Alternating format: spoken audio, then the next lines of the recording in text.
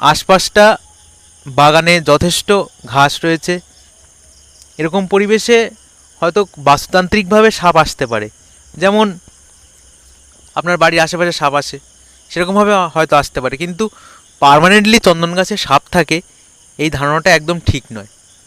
অন্ততপক্ষে আমরা যারা দীর্ঘদিন ধরে চন্দন গাছ চাষ করছি তারা কেউ অন্তত দেখিনি। কেন এই ভিডিওটা করছি, অনেক বন্ধুরাই কমেন্ট করে জানিয়েছেন বা জানতে চেয়েছেন যে আমরা যদি চন্দন চাষ করি তাহলে সাপের উপদ্রব হবে, আমরা কি করে চন্দন চাষ করব। এই ভ্রান্ত ধারণা থেকে আপনাদের মুক্ত করার জন্যই এই ভিডিওটি। বন্ধুরা দেখুন, চন্দন গাছে কখনো সাপ আসে না। কোনো কারণেই হোক আমাদের মনে একটা ধারণা তৈরি হয়েছে যে চন্দন চাষ করলে হয়তো সেখানে সাপের উপদ্রব হয় বা প্রচুর পরিমাণে সাপ আসে। এর কোনো বাস্তব সত্যতা